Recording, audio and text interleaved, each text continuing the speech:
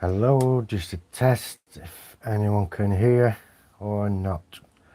This is live from the layout shed.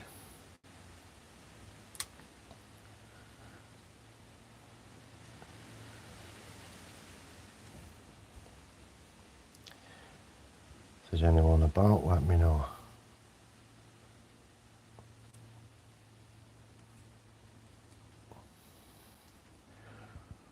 Give us a second, we'll just crack this up.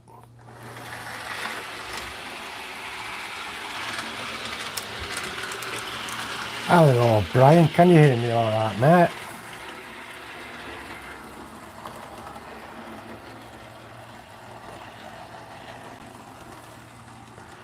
Dwight, are you? Oh, that's great. So you can hear me fine, everyone's fine with that, yeah. Hiya Nicky, how are you doing my friend? Thank you for nipping in and helping, thank you. Much appreciated. I'm just in the shed at the moment. Jerry, how you doing mate? Thank you. Oh, thanks Nicky, that's great. I'm like, as you can see, I'm out in the shed. I've not got my computer with me or anything. And I'm kind of flying blind in that respect. It's just me and the telephone. I'm doing well, Nicky. Thank you very much. Thanks, Jerry. Yeah, I'm doing good, Nicky. Thank you. I hope you're well. Darryl, how are you doing, my friend? Thank you for coming along. So this is what I call the south side of the layout, or the south end. Those are the new buildings. I haven't done anything with. I've just placed them there, so it looks like they're ready to do something. I'm going to I haven't prepared myself properly, so I've got a pointing stick somewhere. If I can find it, I have here a drawer of junk, and I have a pointy stick, but it's not there because of it's on top, of course. Sorry about this, ignore all the junk everywhere. I've got my pointy stick. That building and that building are the ones that I was sent as a gift. Me too, Brian. I've got junk everywhere. And, yeah, anyone, if you're not subbed to Nikki at Southern Train Girl, please do go over and sub. She has a brilliant channel, and she's a good friend of mine. We've been friends for a long time now. It's a very good channel. And so those buildings are the ones I haven't done anything with yet. Kind of waiting for winter-ish, you know. So I've got projects in for winter. I'm not sure if that's the permanent location for these.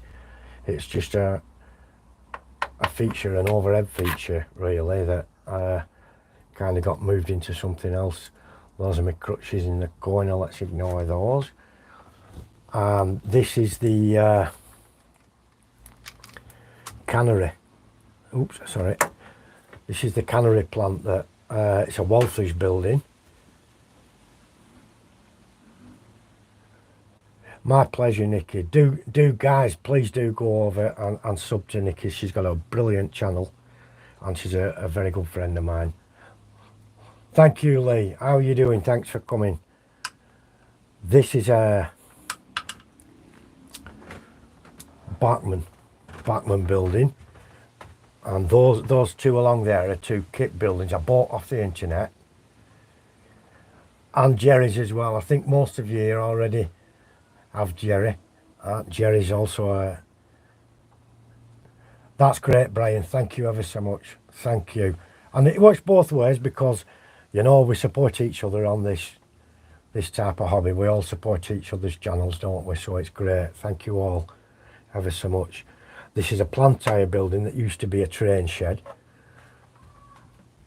and these were sort of kits that I got as used, already built up off the internet, off eBay, and I did some work on them and changed them about.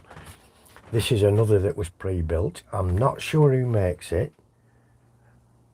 I can't remember. I really can't remember who makes it. Jerry, I know I need to clean up under the layout. I've got a new workshop being built, mate, and all the junk that's under there is stored away because I haven't got the new workshop. But being as you're a cabinet maker and joiner, you can always come over and start a new workshop, can't you, mate? Help me out. This building here is actually called Middlesex Mill. Thanks, Darryl, that's great. Thank you.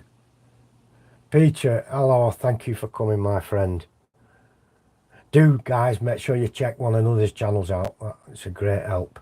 It's a great help, you know. All supporting each other. Now this, Middlesex Manufacturing, it's a Atlas building, and I bought that as a kit down at the local train shop, and I've got 3D items on there. I think these are from Scale 3D, those two, and that one's from Blue Tree, but via Scale Model Scenery, that one. And as we look round here, this is the scrapyard. I'll put this light on. The camera's supposed to adjust, but I'll put the light on. See if that helps. We can. It is, Brian. What I try and do is set a day when I can have a look at everyone's new videos. But some people upload a lot of videos in a short space of time, and it is difficult to follow them all. But I do try and set aside a day or a half day where I can watch people's videos and see what's going on and actually help out. Plumber, hello, thank you for coming. So yeah, this is the scrapyard. See if we can get in a bit and have a look at some of these cars. That's the Delta locomotive that I built from a kit. And it's set there to rust, and there's plenty of rusty stuff going on, and we are going to do another video all about rust again, and but it won't be the same as the ones I've already done, don't worry. I won't keep repeating the same material over and over. It'll be slightly different. And that's the smelting plant at the back. I bought that as a kit, and I can't remember, it could be model something, and I put that little filter on the chimney myself as a sulphur filter, which is what most places have to have these days.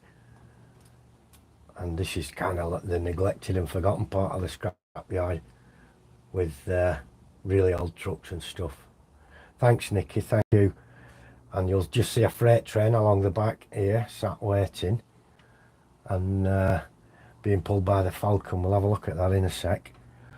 This area used to be what was the farm on here, but I got fed up with a farm. I can't be doing with it. I've got a real farm, and looking at all this lot doesn't, you know, looking at a farm on my layout just doesn't do it for me.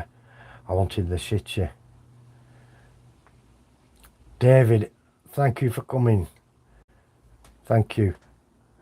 And so this is our DPM buildings on this side, little shops and stuff, and that's hot food.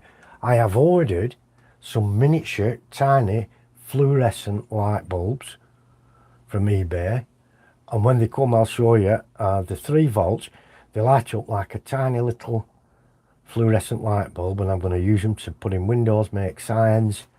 They do them in many colours. They're a couple of quid for each one. Oh yeah, get some coffee, David. Get some coffee, my friend. And so I'm going to use them and make some sort of signs and things like that with them. I'll show you when they get here. Apparently it's not a real fluorescent. It's tiny LEDs covered in a fluorescent coat or tube that makes it look like and act like a fluorescent light bulb. So we'll see. There's a siding behind these buildings. You can see all these wagons here, and that goes along. It's called mile end siding. and that's a little works unit there at the back, and you can just see the Falcon snuggled away there, and a couple of buildings. Again, I bought that from a train show and repainted it and what have you. That's a scratch build, as you can tell, very square and plain, but very easy to do with your scratch building. This is a DPM at this side, and I've got some plans for that with a lot of cardboard boxes and stuff. Joe Raider, thank you for coming, my friend. Much appreciated. Hope you're well. And this little building is a laser cut building from Scale Model Scenery. And you can do a lot with those. You can stack them on top of each other, or there's a few different variations you can do. This is a little stream on the river. Oops. Little stream there, some overhanging trees. There's a lot more detail to put on this yet. And this is the famous Commodore Jerry rail bridge, named after the Commodore who fought the British for American independence back in the day on the Delaware River in Philly. A couple of buildings here. Those are kits that you see at the back, those two, and these are 3 scratch builds, as you can see again. Scratch builds, square, nothing fancy, easy to do, and I think they look okay. Same at the back, we've got the 3-story buildings, and that's a little scratch build I did. Underneath that is some sockets, electrical sockets, which power the lights and things. And then we go over here with the road going on. 2 background buildings, mills, that's a mill. That's like a warehouse that's now converted to living accommodation, flats or apartments, whatever you call them. And that's a Scale Model Scenery 1930s derelict factory. It looks brilliant, that. I really like it. That, those 2 others are scratch builds, of course. I've got these buildings here. Those came with the other buildings. These are city classics. Very expensive, very difficult to get in the United Kingdom. Luckily, I was blessed with a good friend who sent them to me for nothing. Couldn't believe it. Wonderful, wonderful. And then we've got these. I forgot the name of these kits. All these are kits, these 4. Local model shop, but I can't. George, FL Rail Dog, thank you for coming. And so I can't remember the name of the manufacturers of these, but they're good little kits, and I've got some signage and more detail. That's what I like. I can come back and do much more to them. Detailing, TV aerials, drain pipes, muck, signs in the windows, signs hanging over the doors and things like that. And then we get back up this way. That's the station area. For those that don't know, the layout's called Daleport. And that's the station area. These people, they've been here waiting a long while. A long while. These are 2 DPM kits that came with the gift of the other buildings. I was going to leave them until the winter time, but impatience got the better of me and I just couldn't leave them. I had to build them.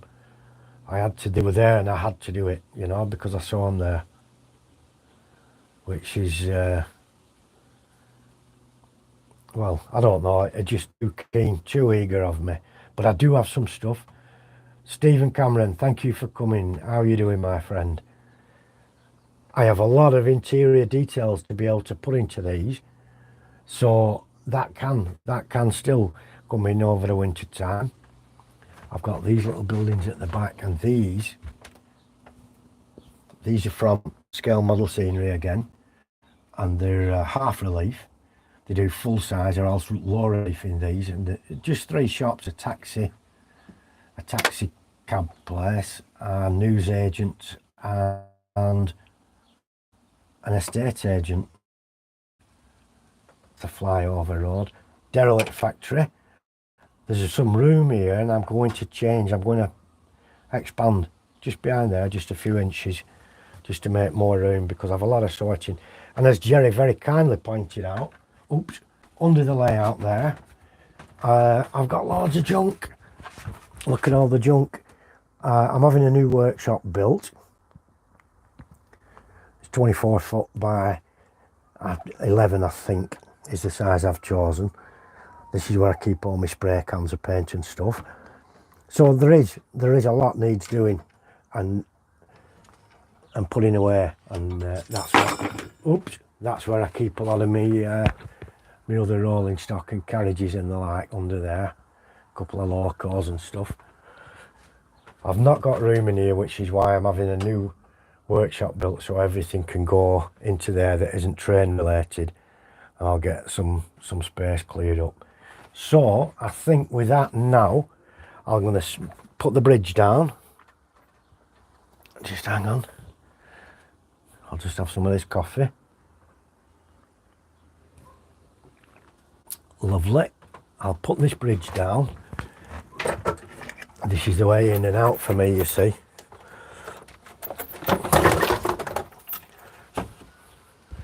Something fell. Don't know what. And so I just slide these connectors on, you know, the rail fish plates or whatever they call them. Some call them joiner plates. Some call them fish plates.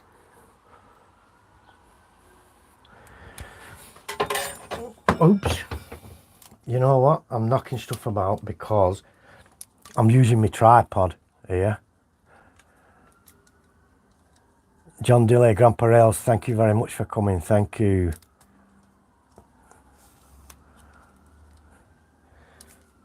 I'm just going to alter the length of this. I'm knocking stuff about because I'm using the tripod and it was extended. And clattering into things. So now we'll set the old Falcon running.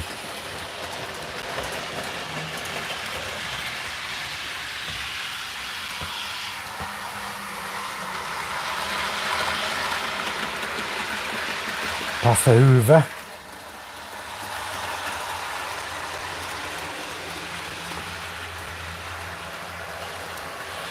Down the back. Bernie Crossways, how are you doing? Thank you for coming.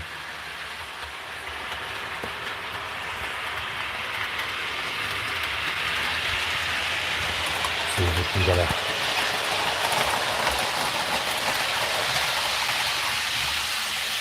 carrying a lot of freight. See if we can slow that down a little bit.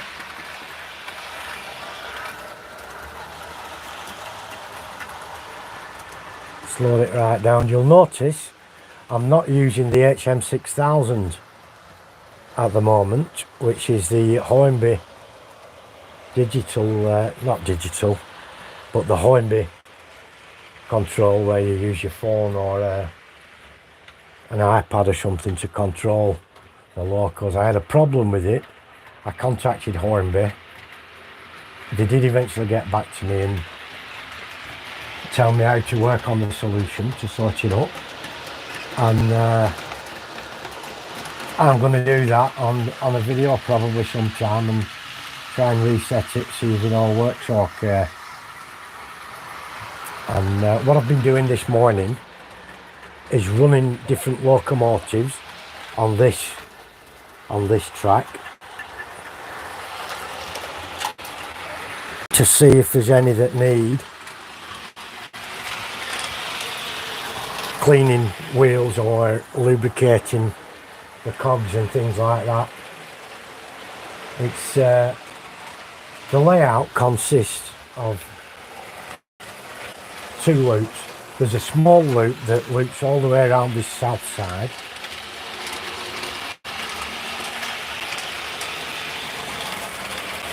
Grass cutter, thank you for coming.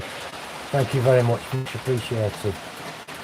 And there's a large outer loop which goes the south side, the west the east and the north, all the way around. And then there's a few sidings. There's a breakout here under this bridge that turns out. That one goes into the traction maintenance depot, and this one is a siding that goes right down as far as the scrapyard. And then there's a siding on this side which takes us to the Mile End siding, which is up there. As you can see, there's absolutely tons and tons of work. Tons of work to do yet, which is it's all good fun.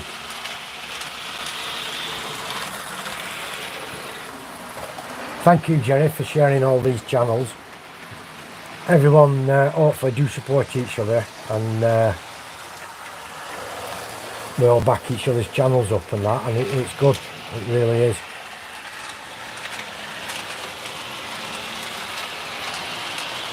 So I've got, like I say, I've got both loops running at the moment, and I've just been running like this. It's a Lima Deltic.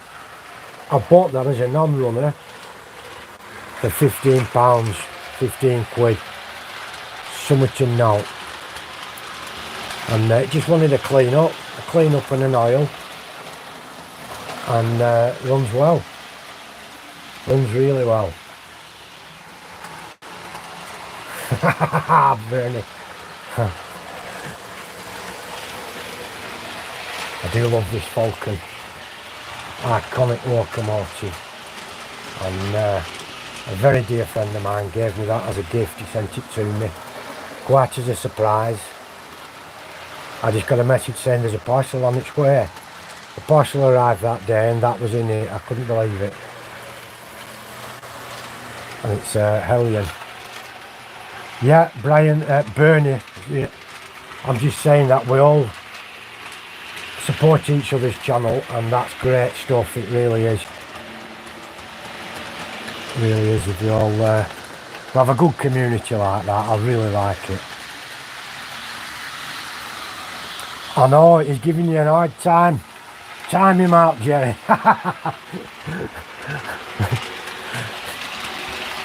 I've got a back seam to go along here yet, and maybe some around that side as well. That's just where little extractor fan there, that's a 12 volt fan from a computer, and that just draws the warmer air out. It was 31 Celsius in here this morning, but it's cooled down a bit now, and I've got the door open and what have you.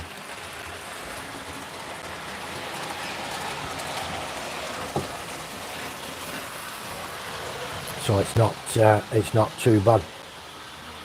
So the areas I've got to work on, this is, just wait for this to come round.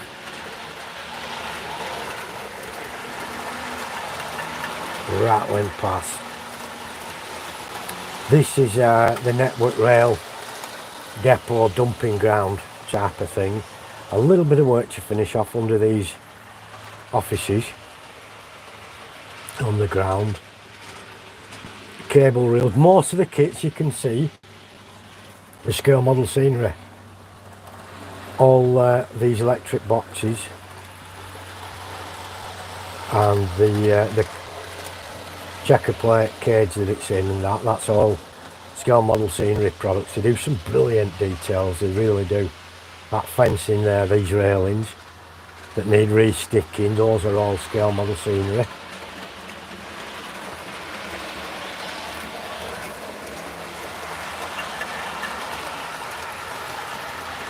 The same on there.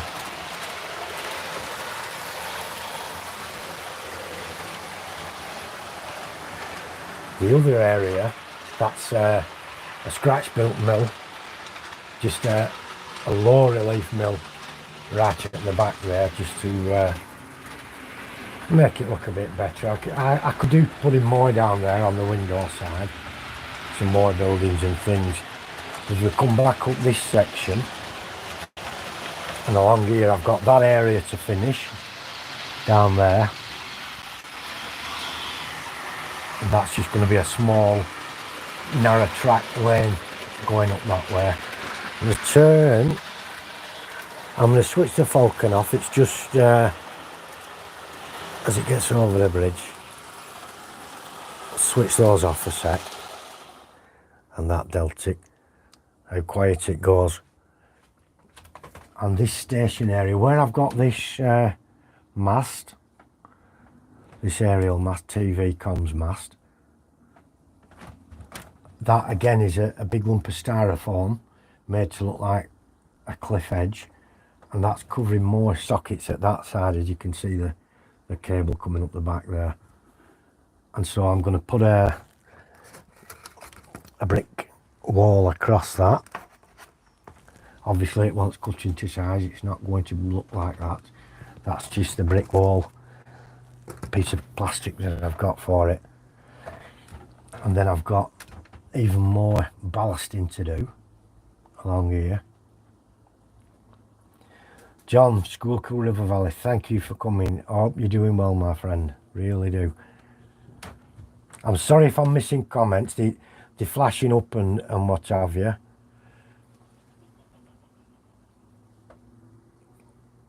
And I'm trying to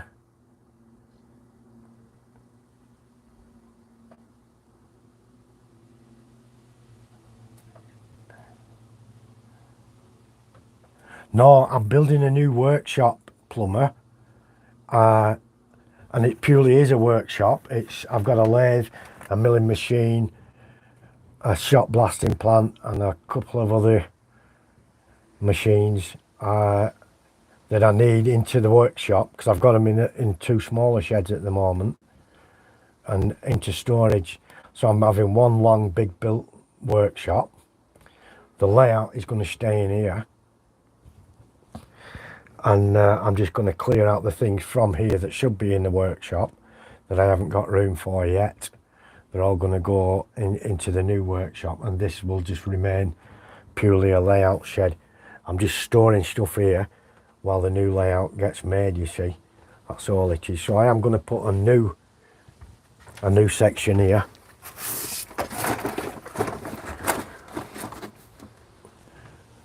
And just ground cover from that area there, and I'll just be able to put some buildings and things on that, and take those drawers out there and get them stuck on the wall in the new workshop. Purely and simply, I need the workshop so I can run my milling machine and my lathe. I don't do anything in particular. I just tinker about with them, and sometimes people ask me to make them something, to fix something, or weld something up for them, and I'll do that type of thing now and again, but not very often these days. But people do come with broken hoovers and things and say, can you fix this, can you fix this, weld me this, and what have you. So I need my workshop back, and then I can be more relaxed in there then.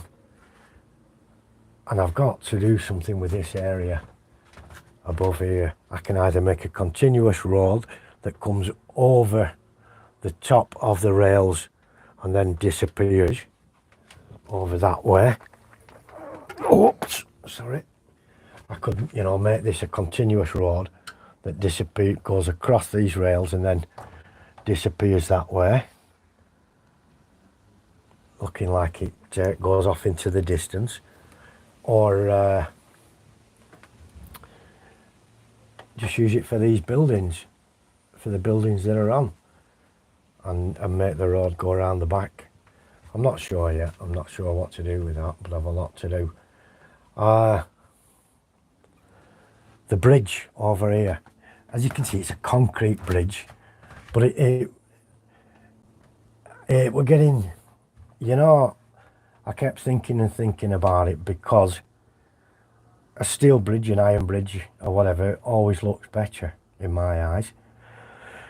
So I'm having bridge sides made for all the way along, and it's I think it's 1.6 or 7 meters. So I'm having steel sides made, 3D printed, both sides up and down, and it's going to be a steel bridge, very similar to the walls that Jerry puts pictures on his channel or on his Facebook group. There's a lot of good pictures of bridges and iron bridges and things over that way. And this is just a tiny part of what I made. See if I can zoom in, just bear with me. I don't know if I can zoom in or not. I don't think I can do it at the moment. But that there is an iron stanchion. And I made a couple just, you see that one over there. There's one at the opposite side as well. Just see what it'll look like. And I think once I've got all the steel sides on and things like that, it's going to look pretty good. And it's, thanks Jerry, you've done a brilliant job. You've got everyone's channel posted. That's great, thank you. Please do support one another, guys. And Jerry and Nikki are doing a great job. Thank you both very, very much. And so I'm hoping, it to get that bridge done in the, in the next few months, next couple of months or more. So it'll be a good project. A rusty old iron bridge going right across the top of the north side, and it'll look good. And I've got all this to finish under here, this bare area. I had plaster and the plaster came off, but I'm going to use that new tarmac bitumen AK stuff mixed with a bit of plaster, and that's what it looks like when it's finished, that tarmac stuff. Or a bit darker over here. This one, that's slightly darker. And if there's any lumps and bumps, you can actually just sand them down, and the colour doesn't affect, because it's the same colour all the way through. If it was just plaster,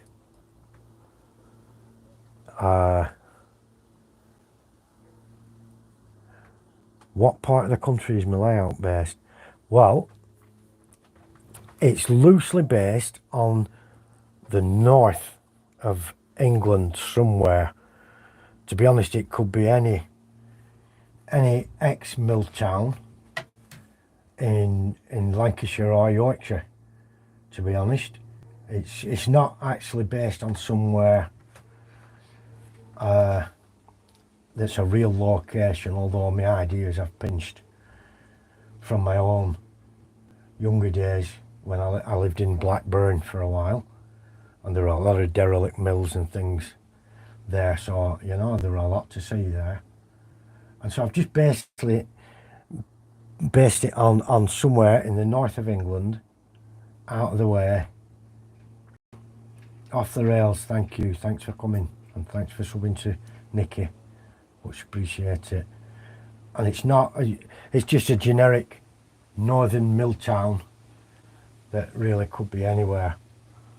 And you'll notice most of the buildings are not prototypical British, apart from the terrace shops and that over there, which in America you'd call these row houses, but they call them terraced houses here. And as I've said before, most of the buildings that you're going to find on my layout are originated from America, and plain and simple because they're far better than anything I can get in the UK that's produced in the UK or made in the UK, and I just don't like them at all. The too romanticised chocolate box cover type of thing for me, and it's not what I'm trying to create, which I'm not after making Trumpton or Candlewick Green, anything like that. Thank you, Jerry, thanks. I am Brian, thank you for coming, my friend, thank you. And I want to create a city, and so I've got a lot of pictures of New York, the Bronx, in the 70s and 80s. Awesome, inspiring pictures. I have Pinterest. And if any of you want to have a look at my Pinterest pages, I've got collections of pictures from all over. My own layout, other people's layouts, and everything like that. And I get a ton of ideas. And whenever Jerry takes pictures of iron bridges and stuff, I collect all those and I get those on my Pinterest page, which is free for people to use. You can look, download, do what you want with them. They're not all belonging to me, some are, some aren't. They're just there for people to use. I don't mind who puts them on their own page or what. That's what they're there for. They're there to be used. I have met one person who don't you anyone get hold of my pictures on Pinterest without asking permission first. Well, really and truly, it's there. Dave, Swindon Junction, thank you for coming. In my opinion, Pinterest, it's there for people to use, isn't it? You know, what's the point in putting your pictures if you're not going to let people use them? That's one of these signs from Scale Model Scenery, Bass. That's a brewery sign, for those who don't know. And I don't know if that's a stick-on one or the water slide. They do stick-on ones for the cardboard buildings, and water slide if you've got textured buildings. And they look pretty worn out and stuff, which is what I'm looking for. You'll notice the pacers on the auxiliary line there, which is just a siding that comes as we come onto the bridge past that old signal box. It splits into two, and it's purely just a siding, is that, for storing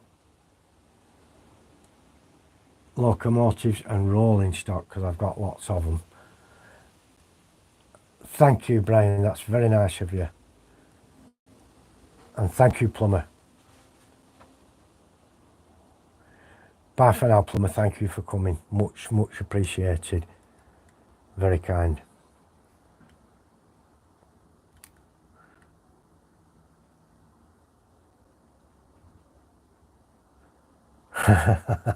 Yeah, it's difficult to follow chat on a phone. I'm doing my best to keep up. If I've missed anything, and point it out to me again, ask the question again, or one of the moderators let me know. Yeah, Bass Beer, that's the one.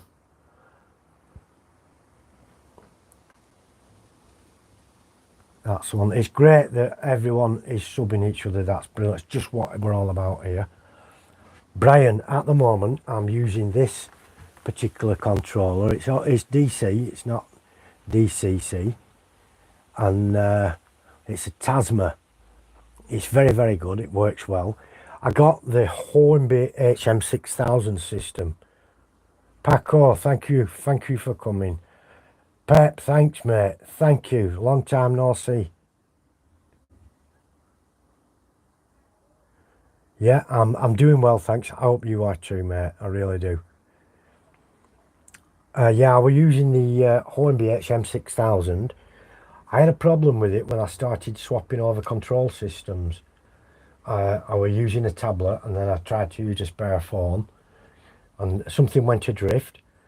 I couldn't get it to respond or reinstall the software, so I contacted Hornby, and they've sent me a solution about how to reset it and things. I just haven't got around to doing it, but I will do the reset, and I think it'll be useful because I'm sure I'm not the only one who's had that problem. Sometimes the Bluetooth can fail, but I don't think it has. I think it's purely and simply it needs a reset. Thank you very much. Ian at Lehigh, thank you for coming. Pep, thank you, mate. That's really nice of you. And so I'm going to do the HM6000 control system. I'm going to do a reset and whatever, and I'll probably do that on the video so we can all see how it's done, in case anyone else has a similar problem. It's a good system when it's working, it really is. But I switched back to this because it was frustrating me not being able to get the HM6000 running, and I really needed to test some locomotives and stuff, and so I just switched it back over to this, the auxiliary one, which works well. And this, I don't know how many can remember, it's a little sound system. We'll plug it in. It's little sound system. Let's have a look at the Delta. Right, so we're plugged in, and it's from Mr. Rails, I think. It's got 4 buttons.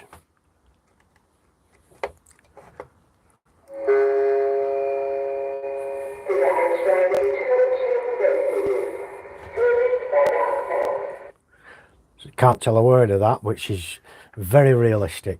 Very realistic what happens at stations, isn't it? The next train. Ah.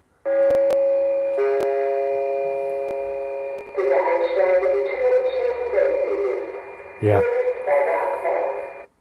Yeah, it's funky, isn't it, Brian? I like it.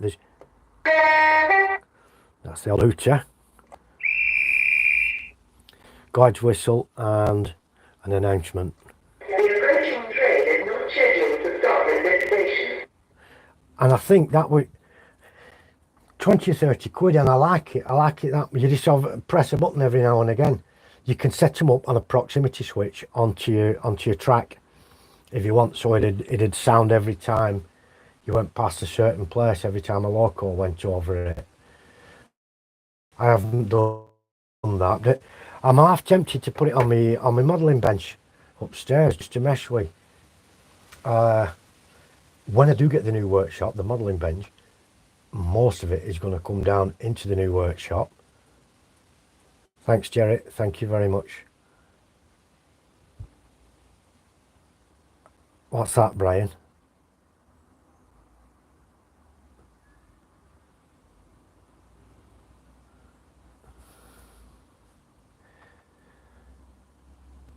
But what was I saying? Yeah, the modelling bench is going to go in the shed because it's going to be an all year round building. Built properly. It's not going to be cheap. No, I bought this, Jerry. There's a fella on the internet called Mr. Rails. 4-way sound unit, mrrails.com. Check it. He's got all kinds of little gadgets and things he makes. And they're not expensive. It might have been 30 quid all in. And you get to select the sounds you want. You know, there's a menu of sounds. You can choose which excuse me, which sounds you want. It's not set to just those 4. It's any sound you want you can have on there. It's got a big menu of sounds, and for that price it's not a lot of money, and it's good fun, and it's guaranteed. You know, he's not diddling anyone or anything like that. It's guaranteed to work for 12 months or whatever. So that is about that on the south side. I can't think of anything else that we haven't seen. Some of these buildings are going to come off and be worked on, like this one. I think this mill, we did dust it, but it could do with some more detailing and pointing doing between the bricks, you know, with the rendering and that, to make it look more realistic.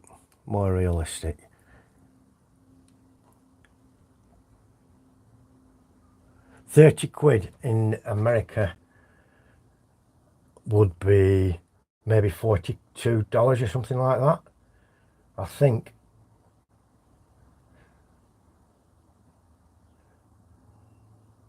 Hello, Dan. Thank you for coming. Thank you. These are some little CCTV cameras here.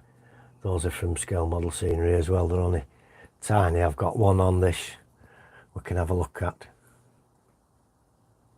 They just come, it's just a box with a lens on it and a bracket. You can run a really tiny wire from it if you want, you know, to make it look even more real. I haven't done anything like that yet. I've loads of detailing to do. Yeah, it is. It's a good price. It's a good price, George. It really is. And like I say, he does all kinds of different ones, you know. There's illuminations and things like that. There's lots of good things, but it's off the top of my head, is that, Daryl? The last time I looked, I think I've got it somewhere in the parish, somewhere in the region of looking good. And the figures now, if you look, you see that one's fell down. I've been using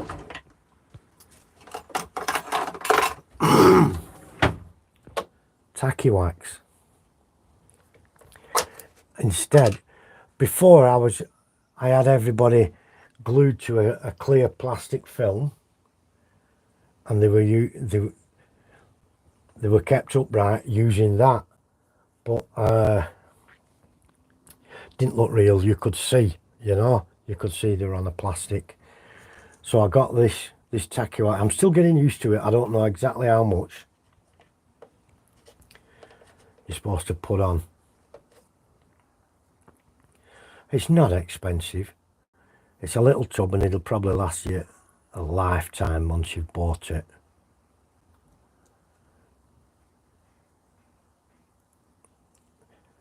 And that's,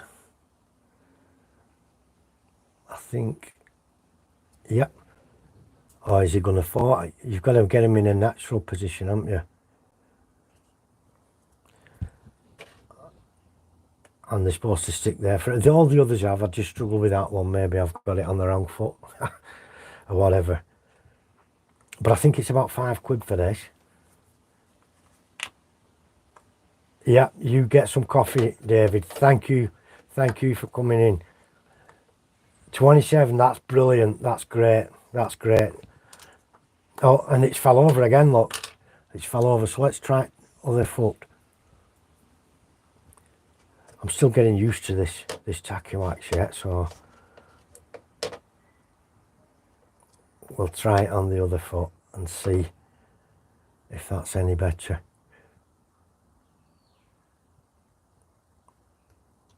It should blast it all. Nope. I'll give it in. Right, there's some on.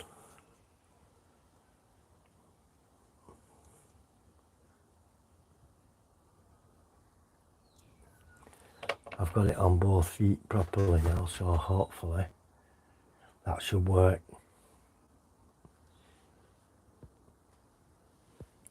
Hopefully that should work. Yeah, this is what you see, I've had them on these plastic. They discolour after a while, and you can tell. They stick out a mile that they're stuck onto those things, so the tacky wax is the better option.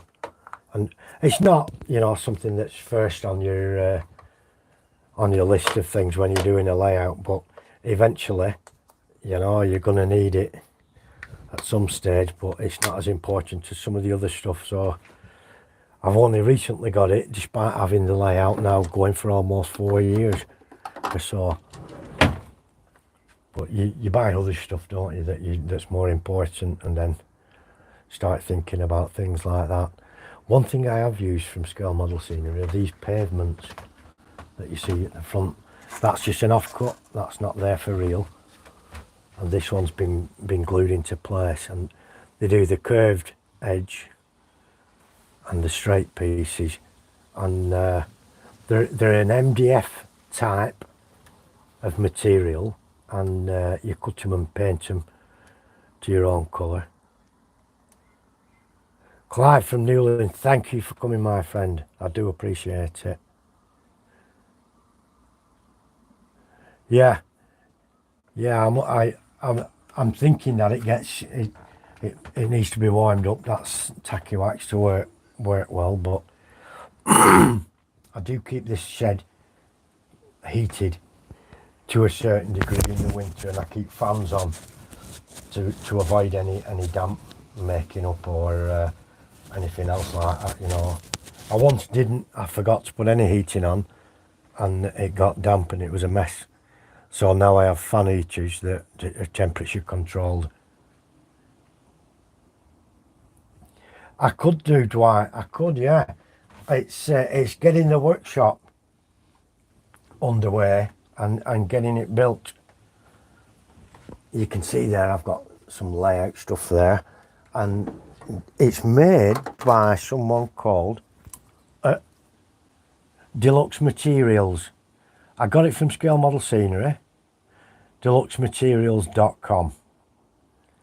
And so I've no doubt at all it'll be readily available in the United States and Canada and Europe. And I was told by people that use it, yeah, it's a lot better than the method you're already using, which I don't doubt, because they don't look as good, do they? These are all, you can see the plastic already that they're on. And so it's clearly better to use the tacky wax. So I've got a lot to do here. There's another building that's already on the bench upstairs. I couldn't wait, so I made a start on it. And it's going to come here, and then I'm going to put an old burned out car or something like that. The tacky wax, Dwight, it's for sticking people onto the layout, for having people stood around on your layout, like those two, without having to put them on a plastic base to make them stand up like that, or glue them permanently so you can move them. All these figures at the bus stop and over the road and things, they're all with tacky wax. That fella isn't yet. That is still on a plastic base, but eventually they'll all be tacky wax. And the advantage with that is you can move people about.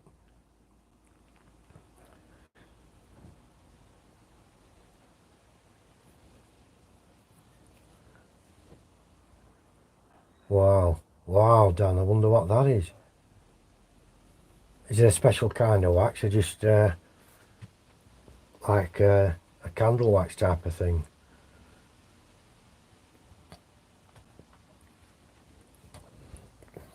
It does work and it looks better, it really does, but you're not restricted to just using it. Hiya Sean, thank you for coming. 28, that's great. Thank you ever so much, everyone. Thank you, Pep. Thank you very much. Is that Gary?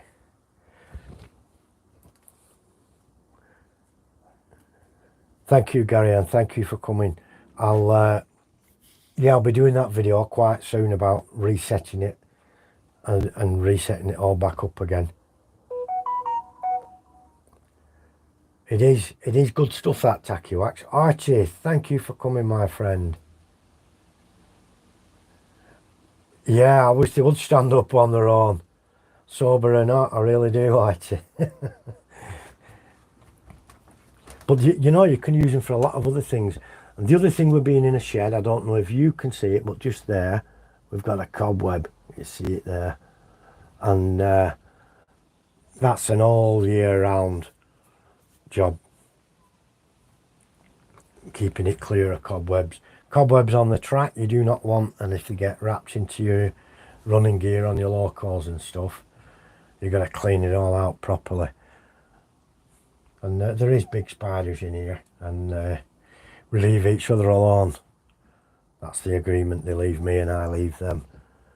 And so I've got, if you notice there's a little cable coming off that TV aerial, and that's just brown cotton that I've used just to make it look a bit more realistic. And those are, again, a little kit for the aerials from Scale Model Scenery.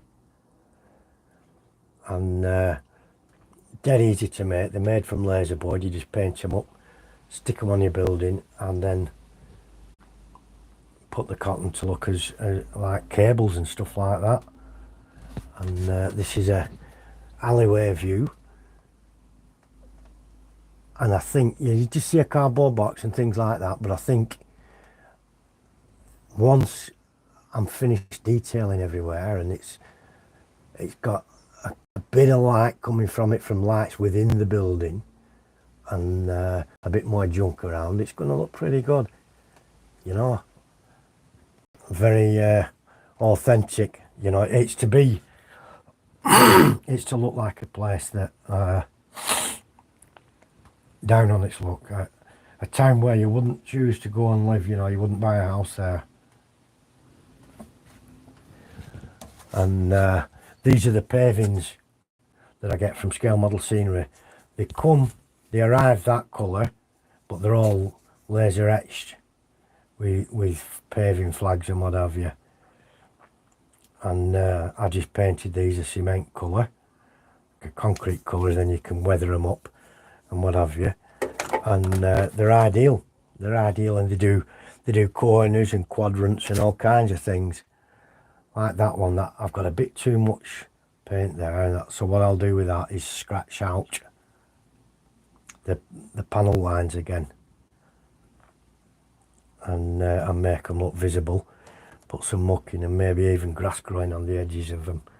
But yeah, they do these little quadrants, and they do all kinds, you know, so you can tailor make the pavements to suit your layout properly and see where it is. I've a lot of work to do here. I've got a lot to finish off there with that mill on the left, the sidings building. I have got an idea for a couple of buildings here, and if we go back on the south side, if you look from this angle, if I can bring it down, where this tobacco warehouse building is, which is that one, East India Tobaccos, there's room for a taller building at the side. And I'll show you what I mean if I just clunk this one in the way. Clunk that one there.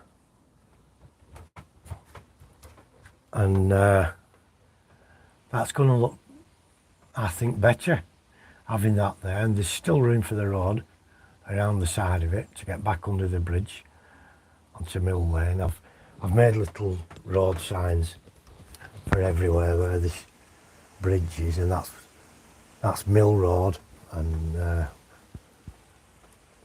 Grange Road or whatever.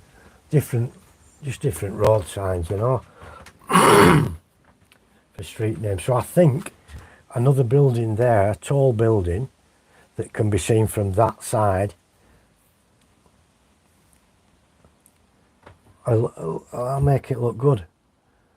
And so I'm going to either, I can't use these because I want them for this area on the north side.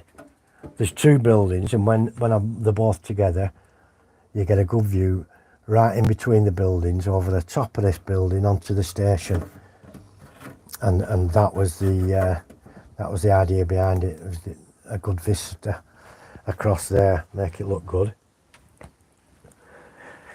So I might, if I can't get any more City Classics sourced in the UK, I'll try DPM or some City Classics. But if I can't, I will have to scratch build something. So right, how big altogether? The lift out, this is purely and simply a bridge. There's 2 inches there. Now I got it wrong because the plywood there and the plywood there, that ply and that ply are a different thickness. I had to put the hinges on the top. If I put them on the bottom, the bridge would drop, and that'd be in fresh air. So that's the bridge section that lifts up. I just hook it on up there, but I'll tell you, if you want to see a proper lift out section that looks the bee's knees, works really well, that you've never seen before, and I don't know why he hasn't patented the idea and sold it, go and look at John's lift out at Schuylkill River, Schuylkill Valley, because he's on here, is John, Schuylkill River Valley. Just go and have a look at his, because he has a bridge that lifts completely up on slides, either side. It lifts up on slides. You can walk under it, walk back, and then it just slides back down into place. It's fantastic. It's a superb idea. I've never seen it before. In fact, I'd go so far as to say it's a work of genius. It really is. And I just don't know why you've not patented and sold the idea on, John, because it's an incredible idea and it works fantastic. It really does. So the layout is within a foot or two. It's 16 feet down that way, and 16 feet up this side. Save the space there at this either side, which I'm going to fill. It won't be railed, it'll just have boards on it for extra buildings for fun. And it's 10 feet across from end to end.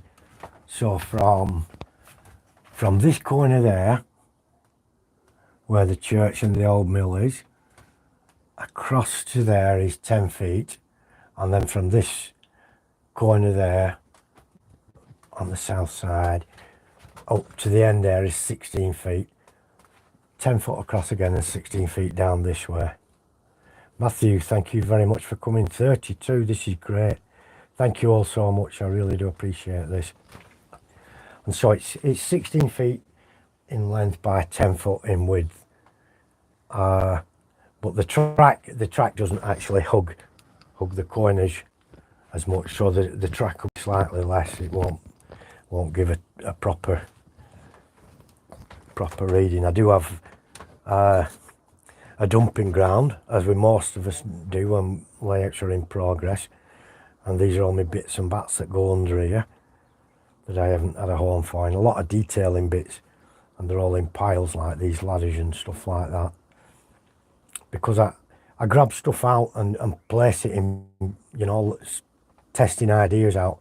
Anthony Dodge, thank you for coming, my friend, much appreciated, thank you. And so what I end up doing is grabbing certain detailing parts, you know, like these, and putting them in places to testing ideas.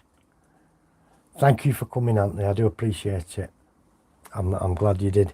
Glad you did, my friend. Yeah, it's a shed. It's a shed outside. I started in the shed, then I took it indoors, and then the oldest son came back to stay with us, so I brought it back out of the spare bedroom into the shed, which is a bigger space.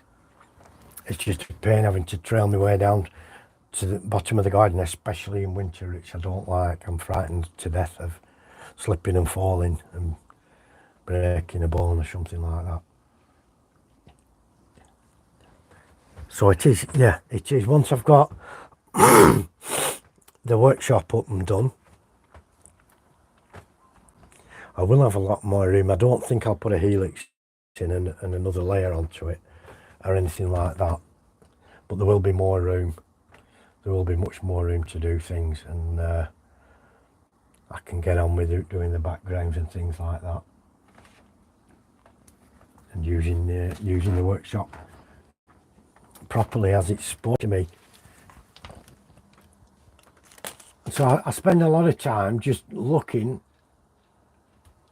at various areas and trying to look at the detail, you know, and seeing what they need, what they look like. And that's why I get piles of stuff dumped around, you know, piles of detailing products and things like that all dumped around. I'm just gonna see now, I've got some street lights. As you can see, there's one at the front of these, and I got these off eBay. They come from Hong Kong or somewhere. There's one there, just see that one there, and they're all 3 volts. So I'm gonna pull this plug. If I switch this light off, just which trail is that? Oh, the Irish one, yeah. I think it's Atlas. I think. Let me have a look. Oxford diecast, that. Oh, it's it. I got it cheap. I got that very cheap off Howard at West End Models in the next town up. He let me have it for about 15 quid.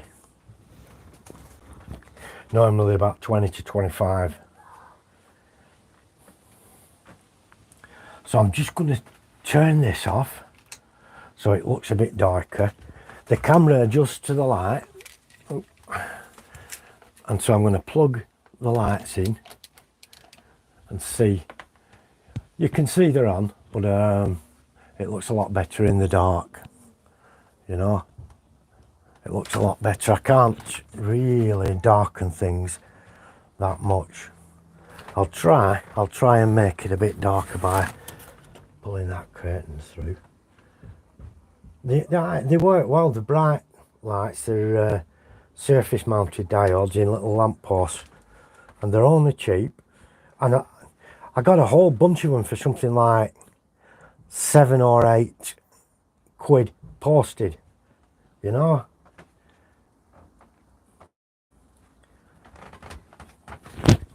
And I've still got a lot more of them. I've got more to install and fit yet. You can just see that. You can alter them, and you can alter the height and what have you as well. And set them at the height that you think's best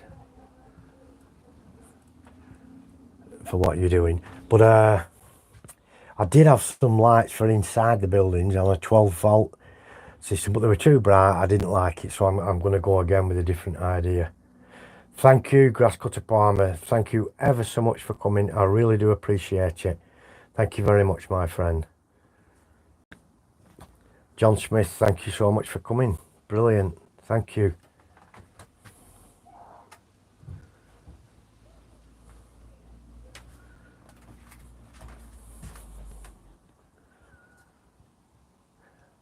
And so it does, yeah. It looks okay, but when I get these fluorescent or neon light tubes and put those in, it's going to look pretty good, I think, if they're as good as I think they are. But you know, sometimes things don't work out as you think they are going to do. But that said, they do look very good, and so I'm hoping. Norman, thank you for coming, my friend. How are you doing? So I'm hoping that that they do look good with it when they turn up, which should be this week sometime. So that's where I'm up to with the lighting and things. I'll just unplug that again. I don't know how many of you watched Charlie McGowan at Partick Hill layout. Oops. He had an incident with his turnouts here. He left them plugged in. He has a controller for them, and he left it plugged in. It got warm, started to melt, and it would have caused a fire if he wasn't there, and he found it luckily and caught it. So that's a cautionary tale. If you do have point control that's electronic, please be really careful. Imagine if it all went up in flames, you'd be gutted. I certainly would. I never leave anything plugged in when I'm not here, and I've got a little fire extinguisher down here, down the side there, in case there is a fire. It's a powder extinguisher, which is less than ideal because there'll be a lot of cleaning up to do if I had to use it, but it's better than cleaning up after a fire and losing everything. You know, I've got hoovers and vacuum cleaners that can clean up, but if it's burned down, we can't really do anything. Matthew, thank you so much for coming, my friend. Hot dog, thank you very much. So that's about where I'm up to with this side and the other side. I've got some other stuff I bought. There are 11 vehicles, all Oxford die-cast, on eBay, and he wanted £15 and £4.95 postage or nearest offer, so I offered him 10 quid and he accepted the offer, so I still had to pay the postage. But for 15 quid I've got 11 Oxford die-cast vehicles. I don't need them per se because I've got lots of vehicles. I've got lots and lots, but I thought they'd look good, some of them, for the scrapyard. I've got boxes and boxes of vehicles. I've got vehicles down there in that box. I've got a shoebox under there full of vehicles, and the reason I've got those is so that I can swap and change about and have different vehicles in different places, you know, and just move things around so it's not looking the same every time we see it, you know. So next time I take some pictures, I might change all the vehicles around, and there'll be something different in each spot, which just gives a bit of variety, doesn't it, and changes things. So these 11 vehicles, there's one that's a really old truck that's straight away going to be made to look like scrap. Where are we? There. Do you know, Brian, it happens with me. I see the cars and I've got to buy them. I collect die-cast, mainly Lesney and Matchbox. And I've run out of room to store them, so they're all, the load you can see in that box under there. Under there, those are all die-cast cars. I've got about 3,000. None of those are for the layout, they're all 1/64 scale. I need to stock myself, I really do. And all the vehicles, I did put them all out on the road. Every vehicle I had, I put it on the layout. And somebody commented and said, you know, that looks terrible. You've got far too many vehicles. Yeah, I'm the same. I'm the same, Brian. I buy a lot of Oxford and stuff. Some of them are 187, and you can tell they are. Some of them are HO, but they still fit on the layout all right. There's a store bike there, and those are all 187, those Tesco trucks, but they were only like £1.25 for one in Tesco, so I got half a dozen. I know, Archie, it's like it's just, I don't know, it's some sort of addiction, isn't it? You can't stop. They had a sale on in the model shop of these diggers trucks and all that kind of thing, £5 a piece. So I bought an absolute ton of them. Not that I've anywhere to put them, but just because, never mind that box is closed, just because I could, because they were there. And so I've got all these that aren't on the layout properly because I haven't sorted where to put them. And then we go back over this side, and I've got all these because we've got a little plant hire business going on over there with the bulldozer and stuff. And I saw them and I had to have them. I had to have them when Howard at West End, he said they're £5 a piece, those. And well, that were it. I just got about 50 quid's worth all in one do, because the time, you see, the time to buy it is when you see it. I haven't always known that, but I've realised it, because sometimes you'll see something, oh, that's good, and then you go back. I think we do, Norman, yeah. Just got to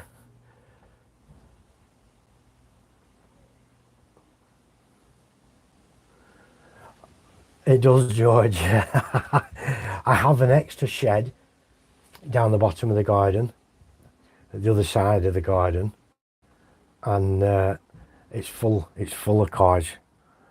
Some of them are worth a lot of money and some aren't quite valuable and worth much. The thing is with the Lesney and Matchbox, they were never ever sold as a collector's item. They were sold as a cheap children's toy. So not many of them survived because parents would buy them for the kiddies, and they weren't that bothered because they only cost a few pence. So they weren't bothered if they got scratched and damaged. Some people did look after them and keep the boxes that they were in and what have you, but others didn't. So they're not always easy to find because not everyone kept them, you know. They didn't treat them as treasures as much because they were so cheap and readily available. Now some, they made some certain colours and then changed the colour and things like that, and that's how you start the value escalating, because say they only made 3,000 in red and then all the rest were green or whatever, and sometimes the plastics were a different colour because they couldn't get the right stuff. And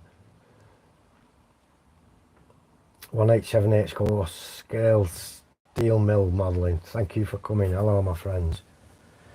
Yeah, Norman, I used to get Matchbox cars off my parents. I wish I had all of them, like I had then, but and Hot Wheels as well. But there is, you know, they're now worth money because they were never intended to be a collector's item. They were just toys. Oh, yeah, Brian, you know, I used to smash them with bricks. I used to drop a brick on them and use them as in a car crash scene and stuff, you know.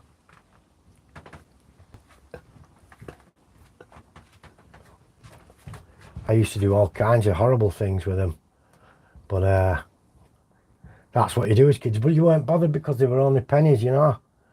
They were never meant to be anything other than a cheap toy. But now they're worth a lot of money, a lot of the older ones. And I've been lucky. I've been lucky to find them and get hold of them. But I think collecting now, it's much easier with the internet. At one time you'd have to trail miles and miles looking at shows. Wow, Norman, yeah, that's bad news, yeah. That's sad. Bye, Joe, thank you for coming. Much appreciated, my friend.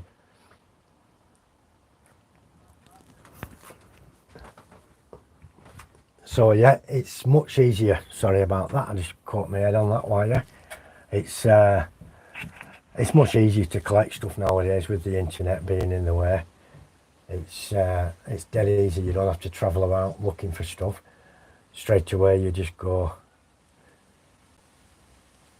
Hiya, Mike. Yeah, thank you for coming. Yeah, I remember those tracks.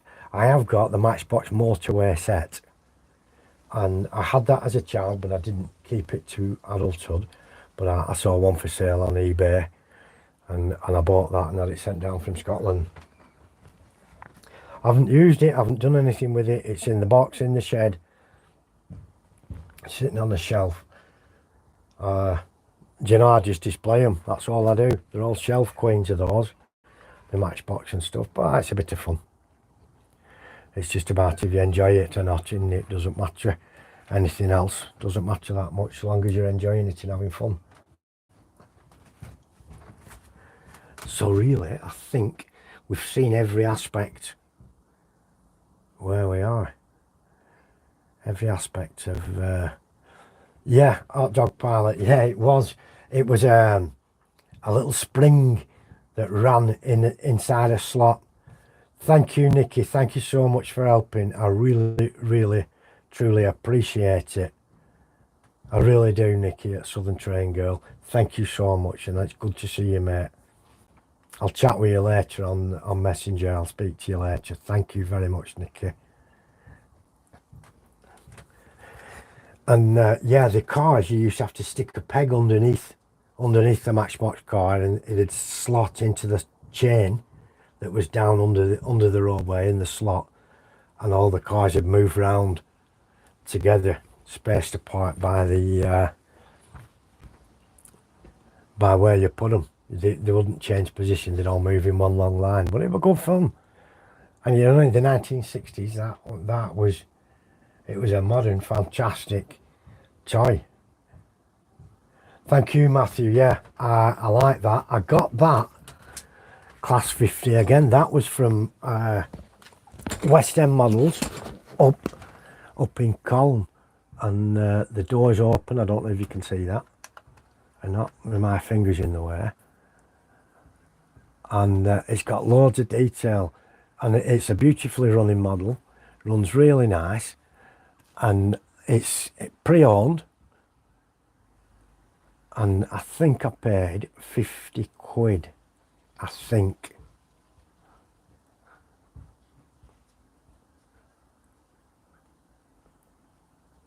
It is arty, yeah. A lot of space gets taken up. Key cars and penny racers. I think I remember the key cars that you'd to put a key in and pull. If I'm thinking of the same thing.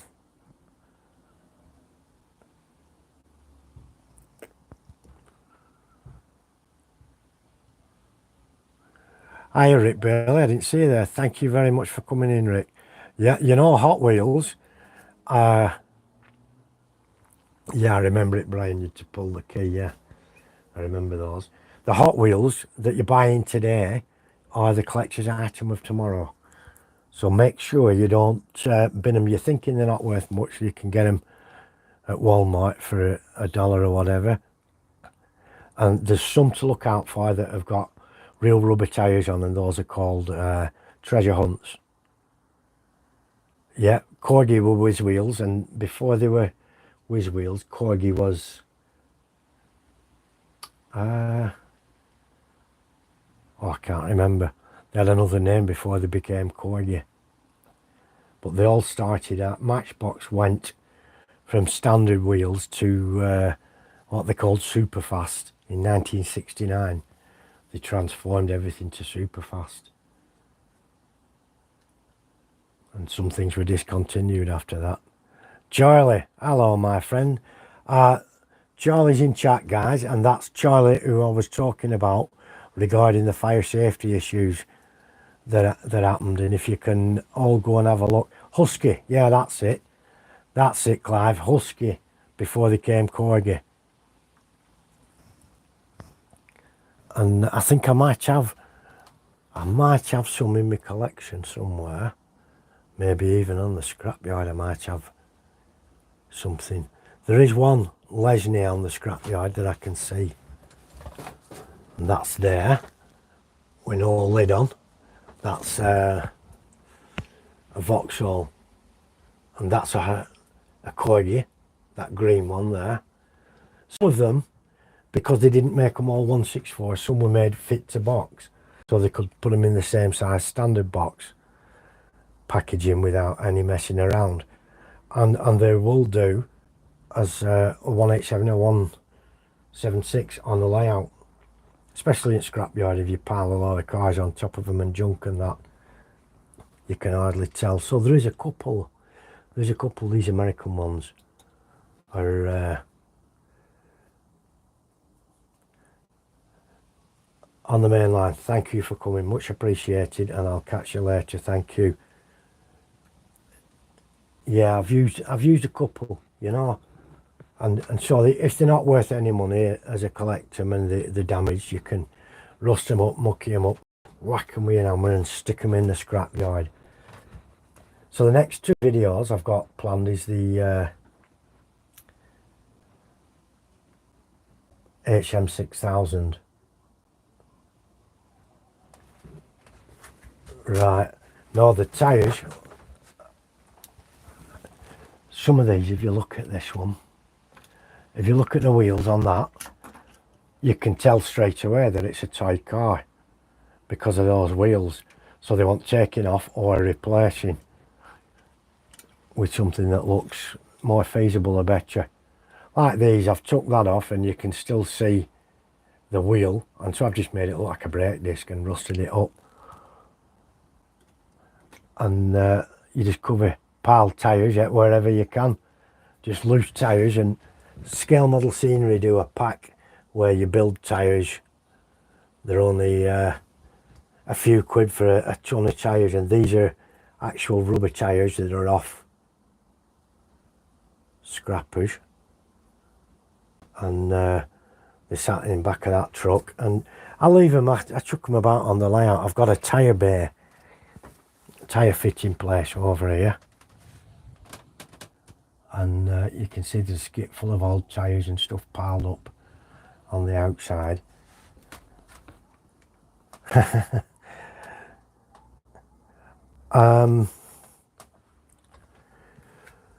These are the Oxfords, those three in that pile.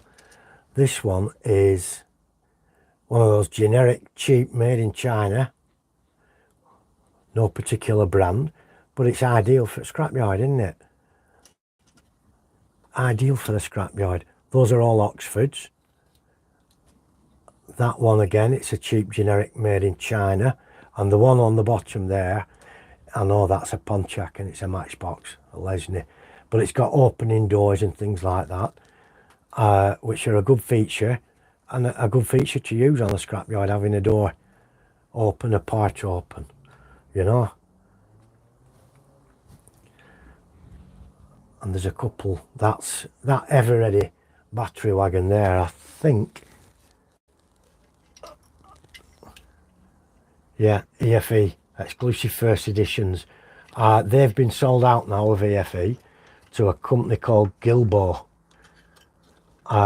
which is Bachman owned Gilbo, and they've bought out EFE. They're known for making buses at EFE. I don't know how much the wagon were, but it was out of era for the layout, so I just mucking it up, put a bit of rust here and there and threw it on the scrapyard, which is what I do with any vehicles I get that are out of era. That's a Corgi. I think that and that are both Corgis, and I chuck those, take the wheels off and what have you, make them look like old scrappers, that MOT failures and stuff, and stick them on there on the scrapyard.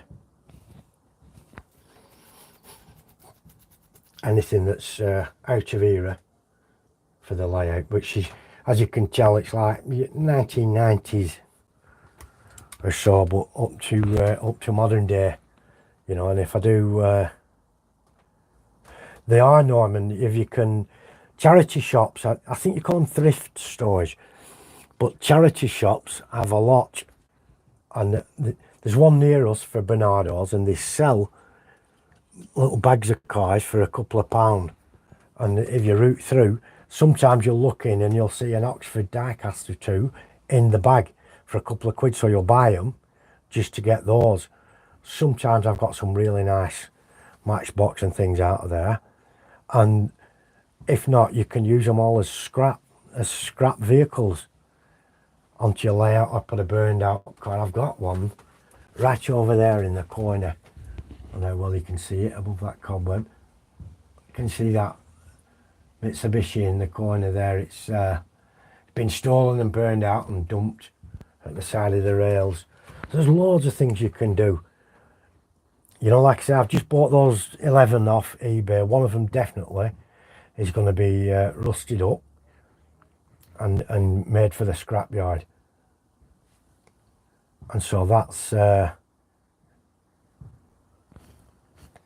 going to be one of my next videos, as well as the HM6000 resetting and redoing, and a look at the vehicles that turn up that I'm going to end up making look like old junk and putting it scrap. I think one of them's a Ford Capri. Ford aficionados will be mad at me for that if I make that look like a scrapper, but I don't know yet. I might put it to one side and put it in a car showroom, or put it in a garage being repaired, or just make it look part rusty. It's easy enough to do. There's a couple over there that are a little these are only very cheap, they want doing again now. I need to hone my skills on these a bit more, and these are classics, and I think these brand new from the shop, about £3 each, which is probably $4 at most. And they make old, the only thing is they don't make modern stuff, they make old stuff from the 60s, catering to the steam locomotive chaps. But I had those bought for me, and straight away I knew we'll rust them up and ding them in scrapyard, which is ideal. So as time goes by, I'm going to accumulate more cars in that scrapyard and just stack them up. Probably the curve, you can see the radius there behind the digger. I'll put a stack of cars, 3 or 4 high, following that radius round a bit, so it encloses the layout, it encloses the scrapyard, and puts a separation between the main overhead electric lines at the back and what have you.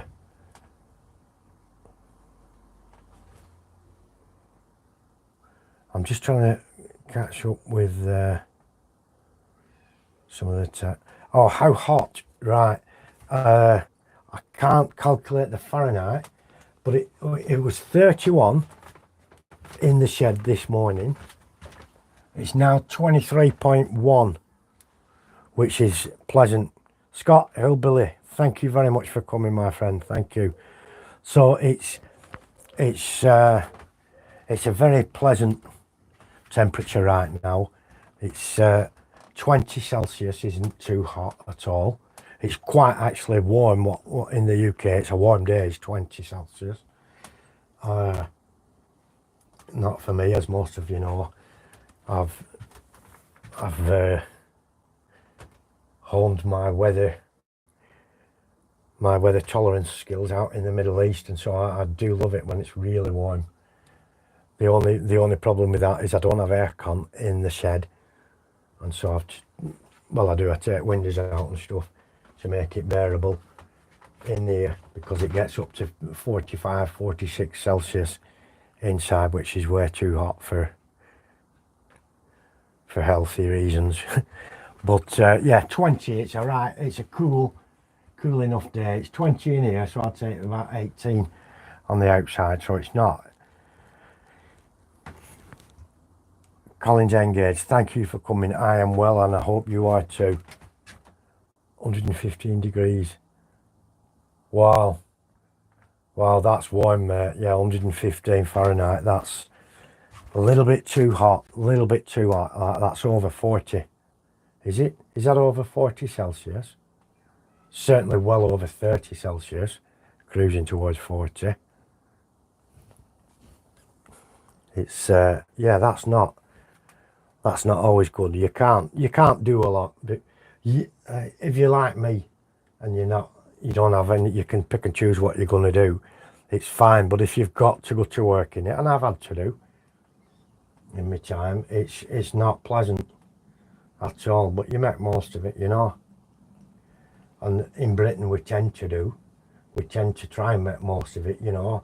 First bit of weather, everyone's got the shorts on and they're all down at the beach, because we don't often get decent weather strung together for weeks at a time, you know. Mark, Model Railway Fantasia, thank you for coming. I hope you're well. I'm doing well myself, thank you. So yeah, we try and make most of weather in the UK. As soon as a bit of sunshine, we're all shorts and flip-flops and get to the beach and stuff. But I enjoy the hot weather. It's not too hot now. It's not too hot. So that, folks, is about where I'm up to with everything. Brian, we are supposed to get some more warm weather in August, but I don't know when. According to Farmers Union, it said we were going to get some extra hot weather again, like we had. I think down London, it's going to affect them more in the south than it is up here in the north and at York and that. But I hope it's a grand day for you. It's a good day out, is York. Good day out. And if it is too hot, I'm doing well, Mike. I hope you're well as well, my friend. You did a good video the other day, didn't you? That pouring the resin reservoir, the river, sorry, under the bridges, under those curved bridges. Brilliant. Looks great, does that, mate? You've done a good job. Like I say, I'll just quick remind you, do go and check each other's channels out if you can, please, and support one another. That's what we're all about in this community, is supporting each other's channels. And in general, we do have a good community that supports one another, and it is good to see, and it's great. And I say support everyone you can and check each other's channels out, because there's a lot of good stuff. There's a lot of very highly skilled modelers about that don't always get the audience they deserve. And you know, it takes time to build your channel up, as everybody knows, but if we all support each other, it's much better, isn't it? It's a lot better. CSX, thank you for coming, my friend. Thank you.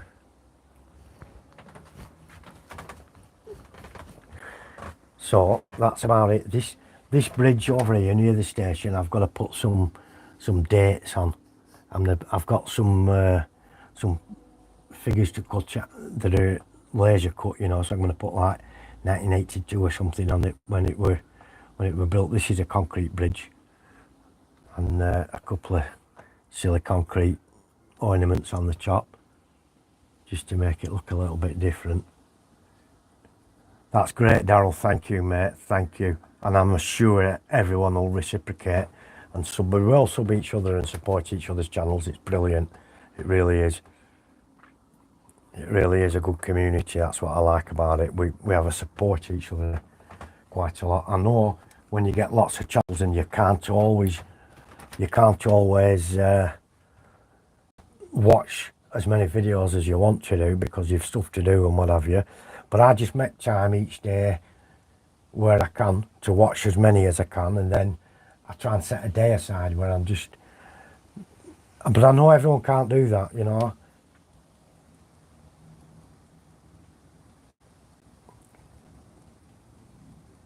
Yeah, I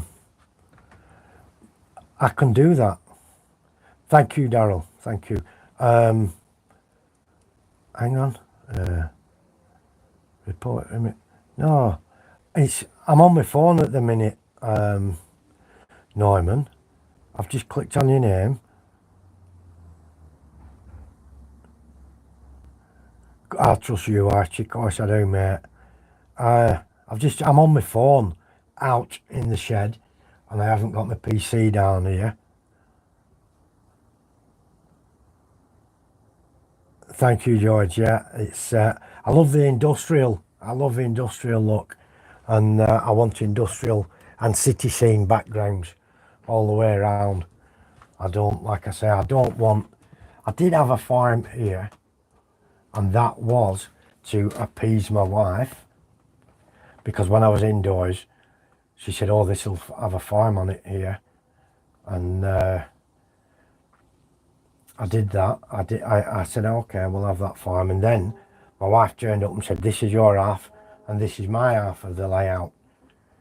And well, in a way, my son came back, and when he came back home, I had to dismantle the layout and come back to the shed. And I kind of left the farm, and then I thought, no, shove it, I don't want it. The reason I don't have a farm and sheep and hills and thatched cottages and all that is because I don't like it. I don't want it. We actually have our own farm. And people always tend to look through rose-tinted spectacles and say, oh, I'd love to have it. Oh, I love bottle feeding lambs, and I love... And the reality of it is completely different. You know, at 3 o'clock in the morning and you've got 6 starving, hungry lambs jumping on you, hoofing you, urinating on you, and you're trying to feed them all, and they all want the same bottle at once and then spit it out, and there's milk all over them and all over you, and none of them are drinking it because they're all fighting and stuff. It's pandemonium, and there's nothing romantic or nice about it. It's an expensive set Jewish farming, and I leave it all to my wife. She deals with the farm, and my son's helper when it's needed. But I avoid it.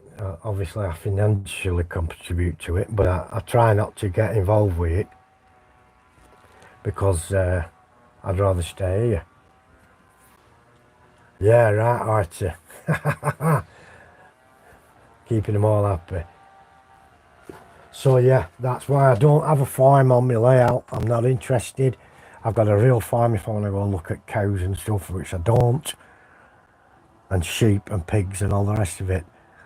And yeah, the people have their romantic, idealised view of it, you know, and the rolling hills and that. We've got rolling hills right out the window there, and mountains and all the rest of it. And if I do want to indulge in that, I just look out the window, or indeed trail up to the farm with my wife, which I don't want to do. I really cannot be bothered. Prefer to stay at home and mess with the layout, and with me tinkering my tools in the workshops and stuff.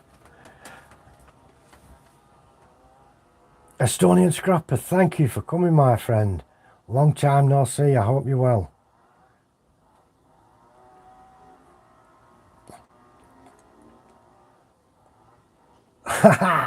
Yeah, that's true, Anthony.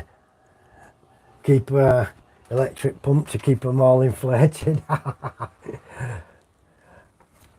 I'm not sure if there's anything else we can show at the moment. Now, I think we've covered almost every aspect of the layout. I've been on an hour and 40 minutes. We've shown all the Walthers. Mark at Hemmeldown, hiya, thank you for coming. We've shown all the Walthers buildings and the city classics. I've got this area which I haven't shown you yet.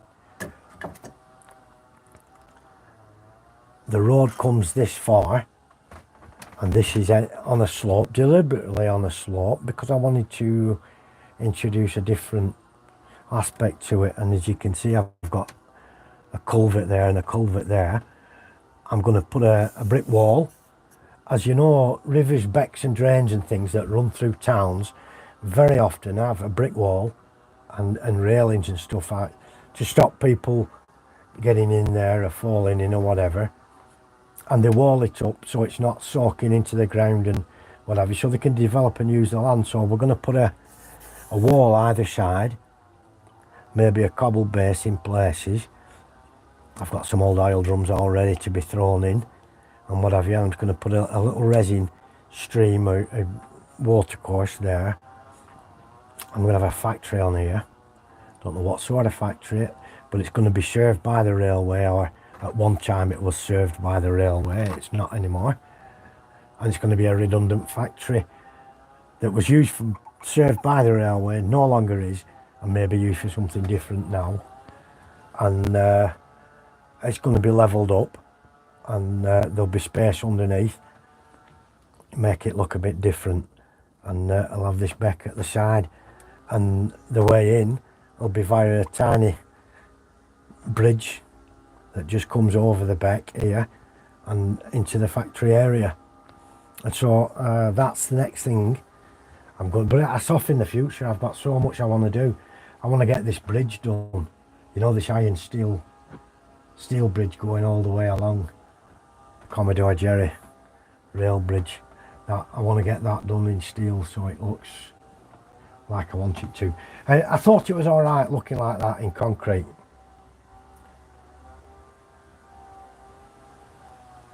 Thanks, Pep. Thank you very much.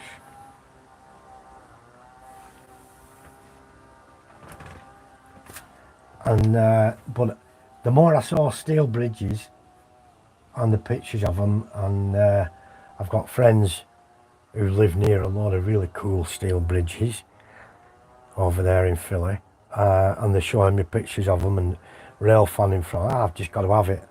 That's what I want. When I've seen that. Thank you, Norman. Thank you very much for coming. Do take care, my friend. Thank you.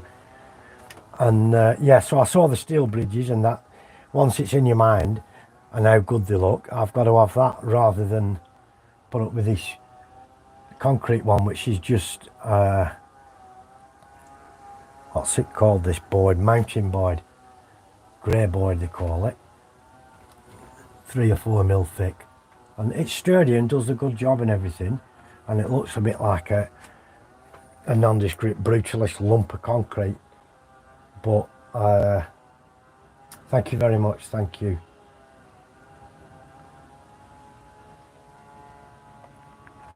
And yeah, it does, you know, and perhaps the architecture of the 60s and 70s was, certainly in the UK, when they were developing new towns and high rises, it was all concrete and it was very stark, you know, like the old Soviet countries even. And I thought that would look good. And to a degree, it looks all right. I'm not 100% going to knock it. But it's just that the steel and iron work looks so much better. And I can have so much fun making it rusty and horrible. And making all these supports for it and what have you, like the one I've got underneath. Under here, I've got one as well, you know, and that's a thicker steel girder that I made out of plastic card myself. And I don't know if you can see, but no, we can't. It's the angle of my mount on camera, I can't move it anymore. I've got there little brackets like there is on that one. You just see the bracket, and that's a scale model scenery canopy bracket for making canopies on railway platforms. But I saw those and I've compared them to some I've seen on pictures that Jerry's took for me, and they're very similar and they're ideal for what I'm going to use them for. So I've used them there to make it look a bit fancier, you know. When they were doing all the ironwork, it wasn't all just utilitarian. They did try and make it look a bit nicer at one time, as opposed to the concrete, which was purely and simply functional and no aesthetics whatsoever. And that in itself is, to me, when there's no, it is pure functional, it does take on its own personality, you know. And in some cases it gets recognised and as a listed building or a listed structure sometimes, because it's of its uniqueness, I suppose. But I just prefer the steel ones, the metal ones, and I've got an HR limit. Yeah, I've got tons. Yeah, this is the north side of the layout. We'll have another quick spin round there. We start on the north side this time. The dock area, East India dock at the other side of this and what have you, and that's a derelict factory. The flyover bridge and some terraces there near the station, and a couple of DPM buildings here. That's all down the north side, all the way down, and that's just that rail bridge. And round on the west, this is the West End. Certainly not like the posh West End in London, is it? And then this is the south side with the scrapyard and the factories and the industries. And we get right back up to the top end here. Hiya Nissy, thank you for coming. And we've got the tobacco warehouse and a couple of structures, shops and living accommodation possibly, and some more to go either side, along with the bridge that takes us out over the rails. I did have a level crossing here, but I changed my mind and put a bridge, you know, because in a lot of places they do put a bridge rather than a level crossing. It's much more convenient for the motorists and for the rail companies, isn't it, to have a bridge and rather not interject each other and one have to wait for the other. I don't like that. So I think that's about where I'm up to, and I don't know if there's anything else I can show you. I'll just have a quick look now through. Thank you, JD. Thank you. I don't have any security chaps around there at the moment, or even any cameras yet, Archie. I don't know if it's still in use anymore. It might even be empty and being wait to be sold. I'm not sure yet. Oh, I'm sorry to hear that, Archie. I hope you feel better soon, mate. I really do. I really do. I'll just try and catch any comments I've missed out on. Thanks, JD. 35. That's brilliant. 39 now. That's great. Thank you all so much for coming.